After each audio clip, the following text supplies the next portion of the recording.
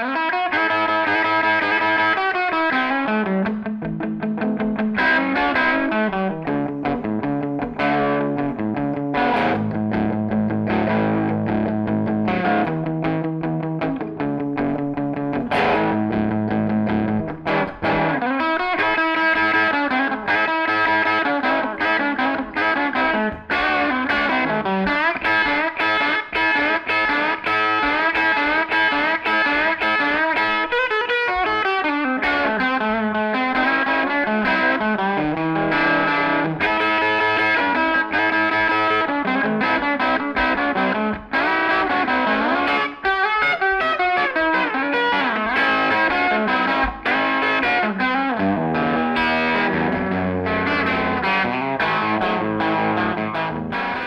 guys, Sebastian here from Loggers Vintage. Welcome to our gallery. In today's video, we'll be talking about what could be one of the coolest Epiphones ever made. And that is this series of 1959 ES-355s that have come as a result of a collaboration between Epiphone and the Gibson Custom Shop. So these guitars just take the whole concept of an Epiphone to the next level. These are really somewhere in between a Gibson Custom Shop and an Epiphone. And I'll explain in a second why I think this is a big milestone for Epiphone and Gibson. So these guitars, as you can tell, are no ordinary Epiphones. The first thing that you might notice is that you have the open book headstock. And this is kind of a new thing that they're introducing now in 2024 to kind of symbolize a higher line, if anything, of Epiphone guitars. So this one right here is a 59 ES-355, and the number 1959 basically gives it several appointments that are very accurate to the era. And there's many of them. We'll be touching on a few. Like for example, the neck profile. This is the 59 round C profile, and it's quite chunky. The fret size is also period correct, as well as the inlays. Something that's really cool about these instruments is that they have Gibson parts, and not regular Gibson parts, Gibson Custom Shop parts. Like for example, the pickups on this guitar are custom bumpers, which are actually one of my favorite pickups, and it's what comes standard in all of the Gibson Custom Shops. The electronics are also very premium. You have Mallory capacitors with CTS pods, switchcraft jacks and switches. So everything is very, very high quality. If you were to put this side by side with a Custom Shop Gibson, it's safe to say that they would sound very, very similar since they have a lot of the same parts. The finish, Gibson or Epiphone calls it the VOS, but it's not the same VOS that you find on a Custom Shop guitar. This is a polyurethane finish, but in this case, it comes satin. So it's a guitar that is safe to say will probably age a lot quicker than a regular Epiphone that has a thicker polyurethane layer to it. But overall, it just feels like a very premium instrument. From the Grover tuners to the headstock, the feel of the neck, the sound, you can tell that this is a step above your average Epiphone.